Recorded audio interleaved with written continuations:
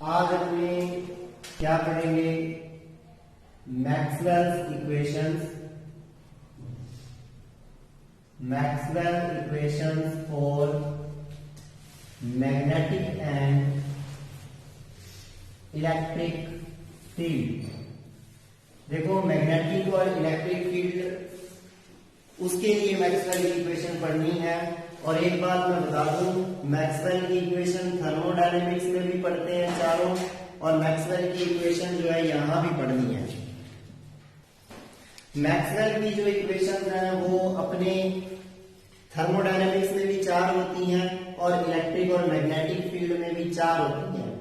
आज पढ़ेंगे अपने इलेक्ट्रिक और मैग्नेटिक फील्ड के लिए मैक्सवेल की चारों इक्वेशन के बारे में स्टडी करेंगे। तो देखिए, चार जो इक्वेशन है वो चार रूल हैं जो आपने पहले पढ़े हुए हैं। उन चारों रूल का हम डिफरेंशियल और इंटीग्रल फॉर्म बनाएंगे, अवकलन और समाकलन रूप बनाएंगे उनका।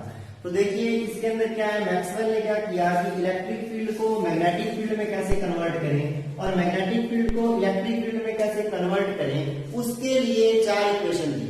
अब इलेक्ट्रिक फील्ड मान लो आपको दिया हो क्वेश्चन और वो पूछ ले कि मैग्नेटिक फील्ड बताइए, तो उसके लिए कुछ इक्वेशन तो होनी चाहिए ना अपने पास। तो वो जो इक्वेशन या वो जो रिलेशन बनाने का काम करता है वही मैक्सवेल की इक्वेशन है। और मैक्सवेल की चारों इक्वेशन जो है उसमें पहली जो इक्वेशन रहेगी वो रहेगी गॉसेस लॉ। मैक्सवेल की फर्स्ट इक्वेशन जो रहेगी गॉसेस लॉ फॉर इलेक्ट्रिसिटी, और मैक्सवेल की दूसरी इक्वेशन जो रहेगी वो रहेगी Gauss's law for magnetic field. यानी कि आपको गाउस का नियम पढ़ना है। पहला गाउस का नियम रहेगा इलेक्ट्रिक फील्ड के लिए, दूसरा गाउस का नियम रहेगा मैग्नेटिक फील्ड के लिए, तीसरी इक्वेशन आएगी फैराडे के नियम से, और चौथी समीकरण आएगी एम्पियर्स करंट लॉ से। तो चार समीकरण हैं, चार इक्वेशन हैं, चारों ही रूल हमने पढ़े हैं, चारों रूल से आएंगी। पहला रूल देखिए, गॉसेस लॉ ऑफ इलेक्ट्रिसिटी, यानी कि विद्युत क्षेत्र के लिए गाउस का नियम। ये आपका पढ़ा हुआ है कि इलेक्ट्रिक फ्लक्स जो होता है, विद्युत फ्लक्स जो होता है फाई ई, वो आप सबको पता है। इलेक्ट्रिक फ्लक्स फाई ई क्या होता है, Q अपॉन एप्सिलॉन 0 होता है, इक्वेशन नंबर 1। ये सबको पता है, +2 में बहुत पढ़ा है हमने। अब देखिए, आपको कोई पूछे कि चार्ज डेंसिटी क्या होती है, चार्ज डेंसिटी यानी कि आवेश घनत्व। तो आवेश घनत्व या चार्ज डेंसिटी रो होती है dQ/dV, सही है। तो यहां क्या करोगे, dV को इधर ले आइए, dQ आ जाएगा रो dV। उसके बाद क्या कर दीजिए, इसका इंटीग्रेशन। जब इसका इंटीग्रेशन करोगे तो क्या आ जाएगा, Q की वैल्यू आ जाएगी, वॉल्यूम इंटीग्रल करना है क्योंकि इधर वॉल्यूम है। जब आयतन हो तो आयतन समाकलन, जब एरिया हो तो पृष्ठ समाकलन, जब लेंथ हो लंबाई हो तो लाइन इंटीग्रल, रेखा समाकलन। तो Q की वैल्यू आ गई रो dV। ये Q की वैल्यू इक्वेशन 2 को 1 में पुट कर देते हैं। उसके साथ साथ फ्लक्स आपको पता है क्या होता है, वो भी लिख लो। इलेक्ट्रिक फ्लक्स आपको पता है होता है सरफेस इंटीग्रल क्लोज्ड सरफेस के ऊपर E.dA। फ्लक्स की डेफिनेशन सबको पता है, BE.dA होती है। जब हमने स्टार्टिंग में वेक्टर वाला चैप्टर पढ़ा था फर्स्ट, उसमें बताया था कि A.dA होता है। तो A की जगह B आ जाएगा। जब मैग्नेटिक फ्लक्स पढ़ेंगे तो B आ जाएगा E की जगह, चुंबकीय फ्लक्स है तो E आ गया। अब थर्ड एंड फोर्थ को पुट कर देते हैं इन 1। जब फर्स्ट के अंदर पुट करोगे तो integration E.dA is equal to Q की वैल्यू रख दी 1/एप्सिलॉन 0 बार volume integral of rho dV। ये जो आंसर आया है ये क्या है, ये है इंटीग्रल फॉर्म। क्या है, integral form of Gauss's law. ये क्या है, गाउस के नियम का समाकलन रूप है। ठीक है, ये मैक्सवेल की इक्वेशन नहीं है अभी तक। अब अभी तक केवल ये क्या है, गाउस का जो नियम हम कर रहे हैं इलेक्ट्रिसिटी के लिए, उसका क्या है, इंटीग्रल फॉर्म है। अब देखिए यहां क्या लगाएंगे, एक तरफ सरफेस है, दूसरी तरफ वॉल्यूम है। सरफेस को बदलना हो वॉल्यूम में या वॉल्यूम को बदलना हो सरफेस के अंदर, तो उसके लिए क्या करते हैं हम? डाइवर्जेंस थ्योरम यूज करते हैं, गॉसेस डाइवर्जेंस थ्योरम। और जब आपको लाइन इंटीग्रल को बदलना है किसमें? सरफेस इंटीग्रल में, या सरफेस को लाइन में बदलना है, तो क्या यूज करते हैं अपने? Curl Stokes theorem. तो अब अपने क्या यूज करेंगे? पहले यहां पर यूज करेंगे गॉसेस डाइवर्जेंस थ्योरम, गाउस की डाइवर्जेंस प्रमेय का उपयोग करेंगे, गाउस डाइवर्जेंस प्रमेय। और गॉस की डाइवर्जेंस थ्योरम क्या है? कि किसी भी फील्ड का सरफेस इंटीग्रल उस फील्ड के डाइवर्जेंस का, डाइवर्जेंस क्या होता है? डेल डॉट ई, है ना? कोई आपसे पूछे कि डाइवर्जेंस ऑफ ए क्या होगा, तो आपको पता है डेल डॉट ए होगा, ठीक है ना? उसके डाइवर्जेंस का वॉल्यूम इंटीग्रल होता है, तो डाइवर्जेंस का मैंने क्या ले लिया? वॉल्यूम इंटीग्रल ले लिया, ये चीज, यानी कि जो ई डॉट डी है उसको मैं ये लिखूंगा। क्यों किया? क्योंकि दोनों तरफ वॉल्यूम इंटीग्रल होगा, तभी तो मैं दोनों तरफ डिफरेंशिएशन कर सकता हूं। दोनों तरफ मैं अवकलन कर दूंगा तो वो इंटीग्रल खत्म, समाकलन खत्म हो जाएगा, आंसर आ जाएगा, ये आ जाएगा। इक्वेशन नंबर 4 जो है उसमें 5 को पुट कर देते हैं, 5 in 4। जब 5 को 4 में पुट करोगे क्या बचेगा? Volume integral of del dot E dV, जिसको आप ये भी लिख सकते हो divergence of E, divergence of E भी लिख सकते हो, कोई दिक्कत नहीं है। डीवी बराबर क्या आ जाएगा? देखो ये वैल्यू यहां पुट कर दी, 1/ε0 रो डीवी वॉल्यूम इंटीग्रल। अब यहां भी वॉल्यूम इंटीग्रल, यहां भी वॉल्यूम इंटीग्रल, वॉल्यूम इंटीग्रल को खत्म कर दूं, वॉल्यूम इंटीग्रल को खत्म कर दूंगा तो क्या आ जाएगा मेरे पास? दोनों ओर मिल जाएगा, del dot E is equal to divergence of E is equal to rho upon ε0। यही बनेगा। इंटीग्रेशन डीवी खत्म, इंटीग्रेशन डीवी खत्म, डाइवर्जेंस ई बच गया, डेल डॉट ई बच गया, ये बच गया, ये आ गया। यानी कि इलेक्ट्रिक फील्ड का डाइवर्जेंस रो अपॉन ε0 के बराबर होता है। और ये क्या है? यही है मैक्सवेल की फर्स्ट इक्वेशन, जिसको ये भी कह सकते हैं डिफरेंशियल फॉर्म। वो इंटीग्रल फॉर्म थी, ये डिफरेंशियल फॉर्म भी है किसकी? गाउस के नियम की। Differential form of Gauss's law, Gauss के नियम का अवकलन, गाउस नियम का अवकलन रूप। और वो कौन सा रूप था? समाकलन रूप था, है ना? ये हो गया गाउस के नियम का अवकलन रूप। और यही क्या है? यही मैक्सवेल की प्रथम समीकरण है। बहुत इंपॉर्टेंट टॉपिक है। It is Maxwell's first equation. ये मैक्सवेल की फर्स्ट इक्वेशन हो गई, कोई शक?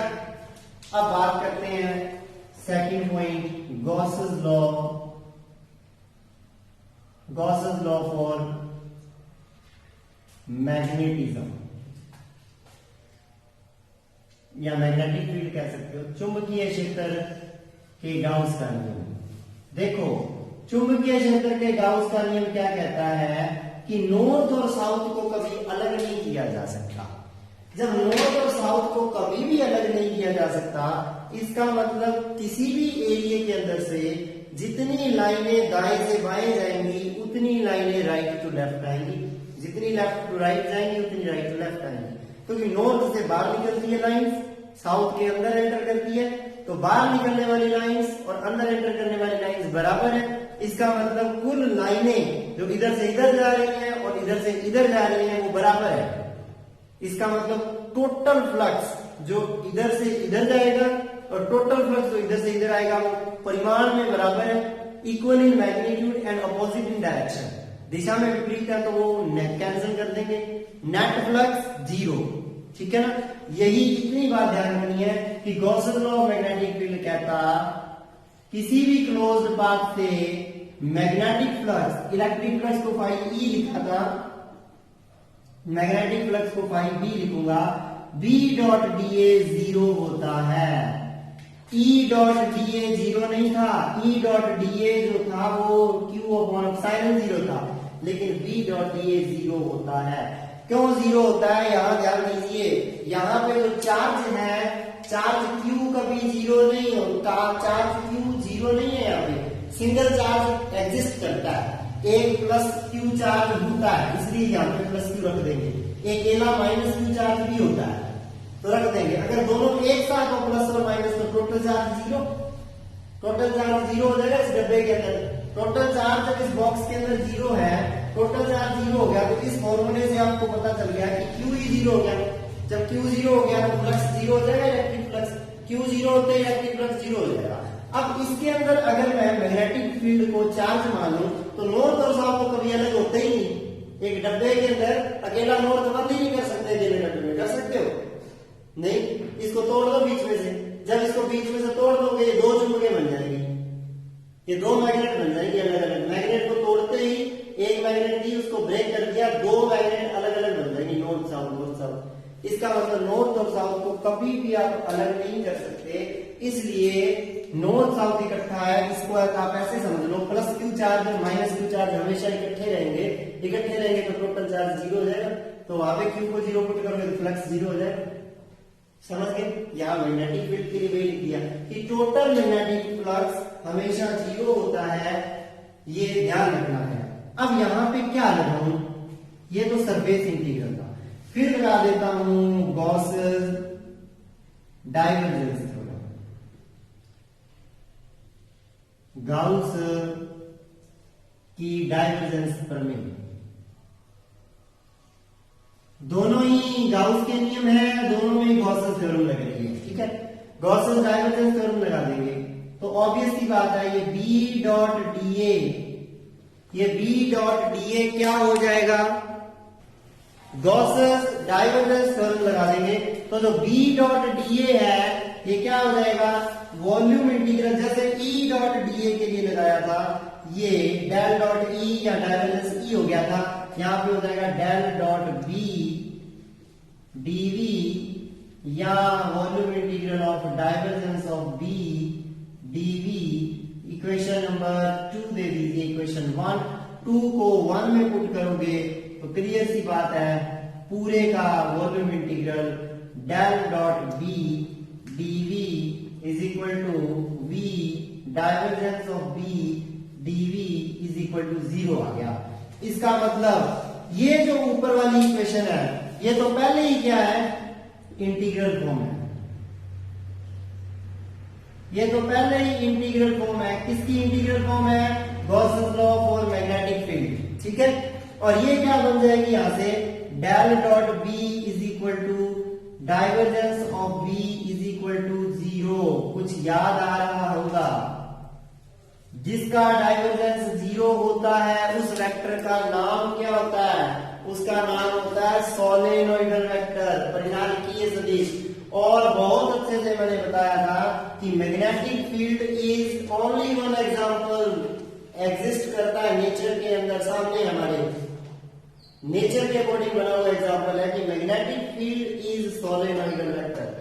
चुंबकीय क्षेत्र एक प्रणालीय सदिश है, यहां से पता चल गया कि इसका डाइवर्जेंस 0 है। और ये जो फॉर्म बनी है ये बनी है जी डिफरेंशियल फॉर्म, ये बन गई differential form of magnetic field के लिए गॉसेस लॉ की ये डिफरेंशियल फॉर्म है, वो इंटीग्रल फॉर्म है, ठीक है। तो ये आपके पास आ गया और यहां से ये भी प्रूफ हो गया, hence magnetic field is solenoidal vector, is solenoidal vector।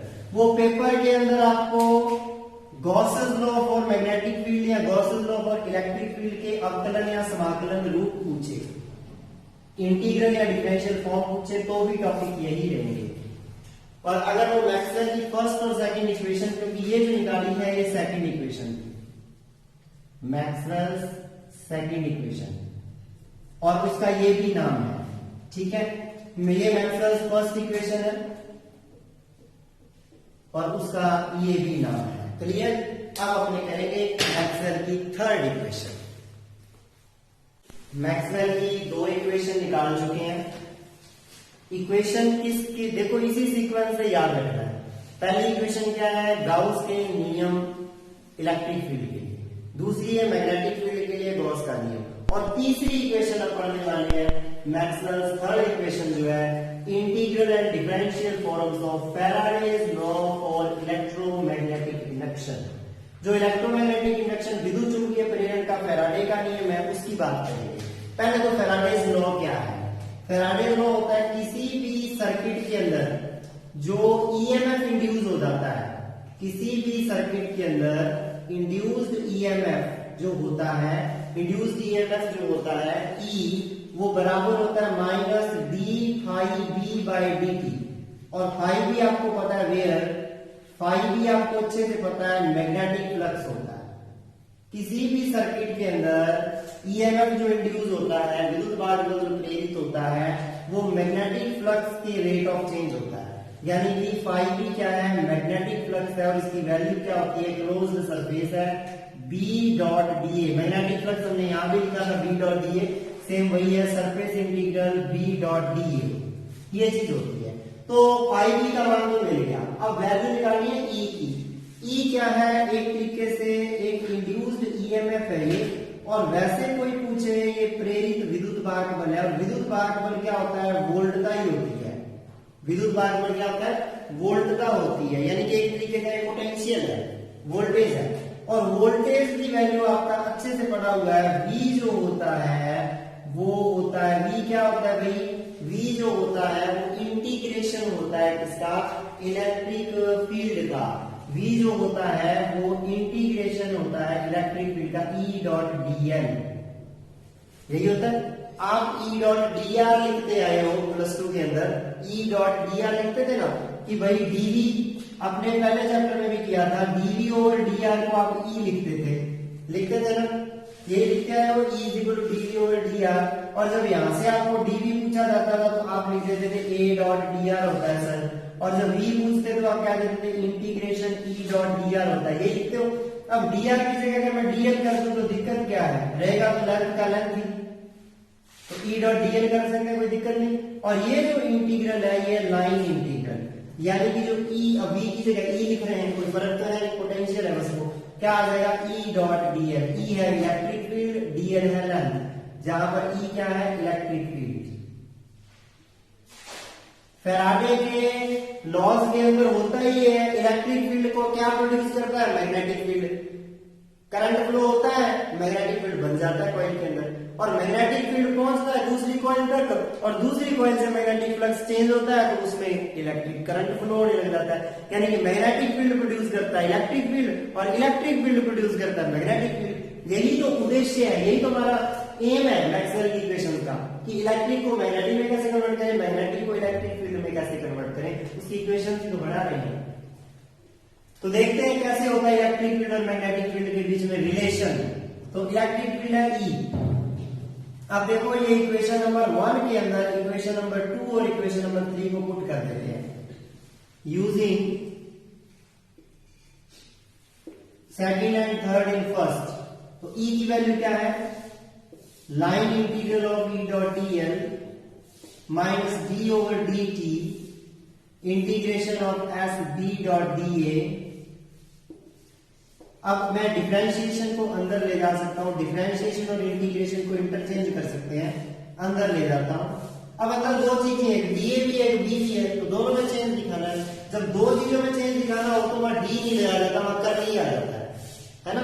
तो यानी कि माइनस बार पड़ा है, ये करली बी ओवर करली डी लगा हुआ, डीबी ओवर डीटी नहीं, डॉट डीए पड़ा है, समझ गए। इस माइनस को भी अंदर ले जाते हैं, ये माइनस यहां ले जाते हैं। इक्वेशन नंबर आ गई 4, ये कौन सी फॉर्म आ गई, ये आ गई जी integral form of Faraday's law.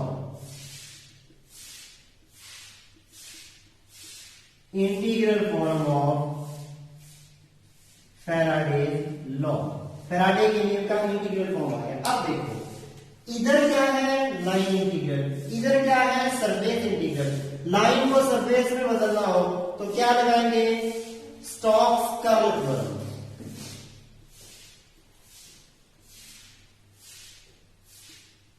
और स्टोक्स कर्ल थ्योरम क्या होती है, बस इसका कर्ल हो जाता है, यानी कि line integral E dot dl, इसका मैं जब सरफेस इंटीग्रल बनाऊंगा तो हो जाएगा कर्ल ऑफ E। अब कर्ल ऑफ E एक वेक्टर क्वांटिटी है, यहां देखो वेक्टर का वेक्टर से डॉट होना, तो स्केलर आ रहा है आंसर, तो इधर भी स्केलर मिलना चाहिए, स्केलर तभी मिलेगा ना जब डॉट लगाएंगे बीच में, डॉट dA, ठीक है।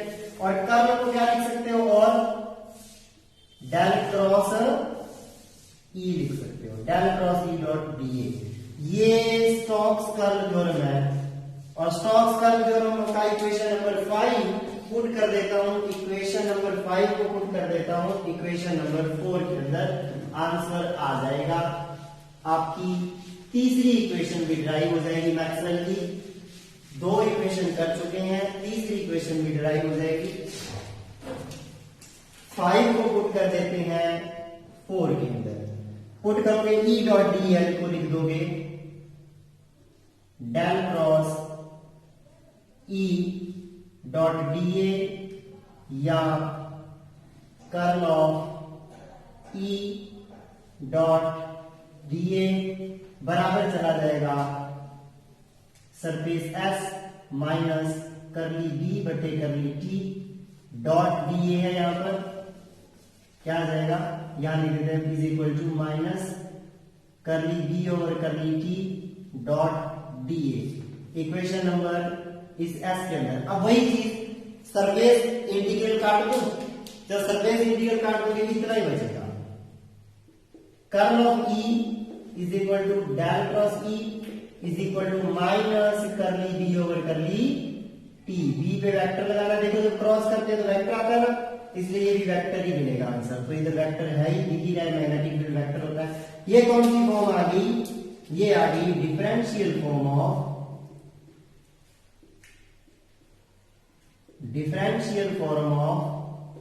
Faraday's electromagnetic, Faraday's law for electromagnetic induction.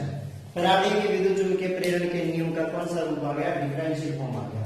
ये आपकी क्या होगी, थर्ड इक्वेशन। इसी इक्वेशन को क्या कहते हैं, it is Maxwell's third equation, यही मैक्सवेल की क्या है, थर्ड इक्वेशन है। अब बात करते हैं मैक्सवेल की फोर्थ इक्वेशन के बारे में। ये 3 इक्वेशन हो गई, मैक्सवेल्स फोर्थ इक्वेशन। और ये कौन सी इक्वेशन होती है, ये होती है Ampere's law, Ampere's law for current, धारा का एम्पियर नियम है ना, या एम्पियर का धारा का नियम कहते हो, एम्पियर्स लॉ फॉर करंट, ये निकालना है। तो एम्पियर्स लॉ फॉर करंट पहले क्या है, सबको पता होगा, B डॉट dl। देखिए यहां इलेक्ट्रिक फील्ड का लाइन इंटीग्रल आ रहा था बराबर में, यहां मैग्नेटिक फील्ड का लाइन इंटीग्रल है।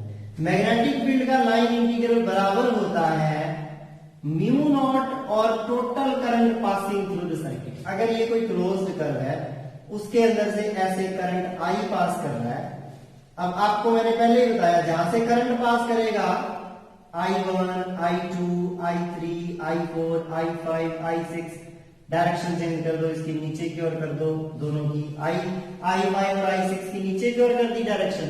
तो कोई पूछे टोटल I क्या होगा, तो टोटल I क्या हो जाएगा, इन सबका जोड़ हो जाएगा। टोटल I क्या हो जाएगा, I1 plus I2 plus I3 plus I4, but I5 और I6 की डायरेक्शन नीचे, तो माइनस I5 माइनस I6, ये कैपिटल, ये I है, समझ गए। और जो ये C ले रहे हो, ये C ये वाला एरिया, ये वाली लाइन होगी C, इसको ऐसे बना देते हैं, मान लो एंटी क्लॉकवाइज, एंटी क्लॉकवाइज है तो ऊपर वाली, एंटी क्लॉकवाइज घुमाओगे अंगुली ऊपर की ओर, ऊपर की ओर है तो ऊपर की ओर वाली करंट सारी पॉजिटिव, नीचे की ओर वाली नेगेटिव, क्योंकि उल्टी डायरेक्शन में है। अगर इसको मैं क्लॉकवाइज घुमाता, तो क्लॉकवाइज घुमाता नीचे की ओर उल्टा जाता मेरा, तो क्या होता, नीचे की ओर वाली पॉजिटिव, ऊपर की ओर वाली नेगेटिव। पता है आपको, ये हमने +2 में भी पढ़ते हैं। अब देखो B डॉट dl में जो I है वो भी पता चलेगा कैसे निकालना है। अब जब यहां से करंट पास करेगा तो क्या प्रोड्यूस हो जाएगा, मैग्नेटिक फील्ड। हो जाएगा ना। और यही तो बताती है इक्वेशन की, करंट है यहाँ, वहां मैग्नेटिक फील्ड होगा ही होगा। और म्यू क्या होती है, म्यू जीरो क्या होती है, आपको ये भी पता है क्या होती है, permeability, permeability of free space, निर्वात की पारगम्यता। और इसकी वैल्यू कितनी होती है म्यू नॉट की, म्यू नॉट की वैल्यू होती है 4 पाई इंटू 10⁻⁻⁷ यही होती है। अब इसकी यूनिट या डायमेंशन क्या होती है म्यू नॉट की, आप यहां से देख सकते हो, मैग्नेटिक फील्ड की यूनिट टेस्ला,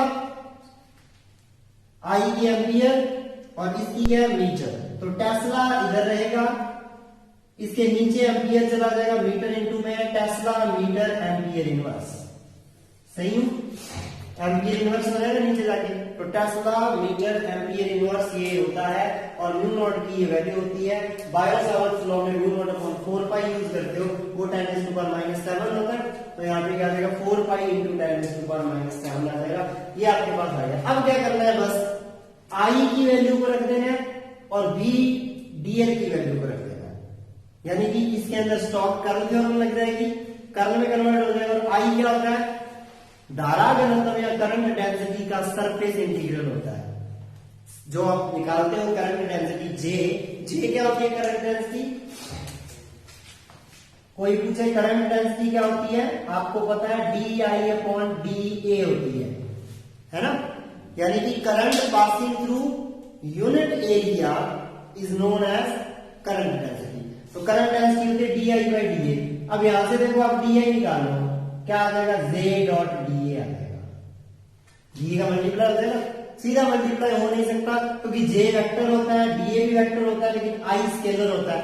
तो स्केलर जब निकालना हो दो वेक्टर से, तो दो वेक्टर का सीधा मल्टीप्लाई करके होता नहीं, तो दो वेक्टर का कौन सा होता है, डॉट या क्रॉस होता है। क्रॉस में कर नहीं सकता क्योंकि इधर I जो है वो वेक्टर नहीं है, क्रॉस करता तो वेक्टर होना चाहिए, स्केलर है तो डॉट लगा दिया, तो J.dA आ गया। और यहां से I क्या बन जाएगा, समाकलन इंटीग्रेशन सरफेस इंटीग्रेशन J.dA, ये आपके पास आई आ गया। तो आई को मैं ये पुट कर दूंगा, इसको सरफेस में बदलना पड़ेगा, इसके लिए ये थ्योरम लगा दूंगा, E.dl हो जाएगा curl B.dl, curl B del cross B put कर दूंगा, बराबर कर दूंगा, पता ही चल गया आपको, डेल क्रॉस B क्या आ जाएगा, म्यू नॉट J आ जाएगा, म्यू नॉट J आ जाएगा। और ये हो जाएगा खत्म इक्वेशन।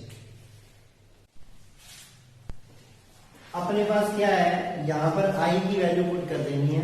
अभी ये बताया है कि J होता है DI/dA, यानी कि current passing through unit area is current density. DA को इधर ले आइए, J.dA हो जाएगा, I हो जाएगा इंटीग्रेशन S J.dA, ये भी साथ में लिख लेना है।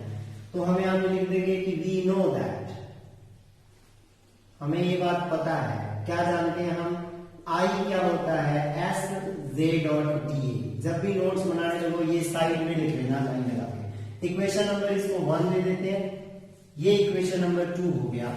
अब क्या करेंगे, I की वैल्यू आ गई, अब मुझे इसकी वैल्यू पुट कर देनी है using second in first. Second को फर्स्ट में पुट करोगे तो C B.dl is equal to mu naught integration S J.dA। अब ध्यान दो, ये जो चीज है इक्वेशन नंबर 3, यही क्या है, इंटीग्रल फॉर्म ऑफ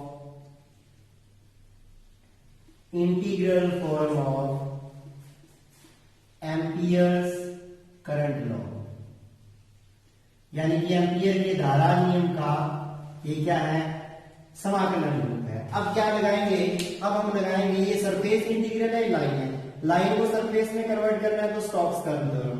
पहली जो दो मैक्सवेल इक्वेशन है दोनों में लगेगी गॉसेस डाइवर्जेंस थ्योरम, और बाद वाली जो दोनों उसमें लगेगी कौन सी, स्टोक्स कर्ल थ्योरम। तो मैं क्या लगाऊंगा यहां पर, स्टोक्स कर्ल थ्योरम। जब अपने स्टोक्स कर्ल थ्योरम लगाएंगे स्टोक की कर्ल पर में, तो ऑब्वियस है जो लाइन इंटीग्रल होता है वो कन्वर्ट हो जाता है सरफेस इंटीग्रल के अंदर और आ जाता है कर्ल, यानी कि कर्ल ऑफ B.dA आ जाएगा, यहां सरफेस S लिखा जाएगा। और कर्ल को अपने ये भी लिख सकते हैं del cross B dot d A, जैसा कि पिछले पार्ट्स में किया है बाकी इक्वेशन में। 4 को यूज कर देते हैं थर्ड के अंदर, 4 को थर्ड में यूज कर, देखो इतना ध्यान रखना, एक होता है लाइन इंटीग्रल, एक होता है सरफेस इंटीग्रल और एक होता है वॉल्यूम इंटीग्रल। ठीक है, जब भी लाइन इंटीग्रल को सरफेस इंटीग्रल में कन्वर्ट करना है तो आगे वाली चीज का डेल क्रॉस हो जाएगा, समझ गए। अगर यहाँ पे कोई वेक्टर ए है तो उसका डेल क्रॉस हो जाएगा, यानी कि यहाँ पहुंचोगे तो वो डेल क्रॉस ए हो जाएगा, समझ गए, और वो इंटीग्रल हो जाएगा सरफेस। इतनी सी बात है।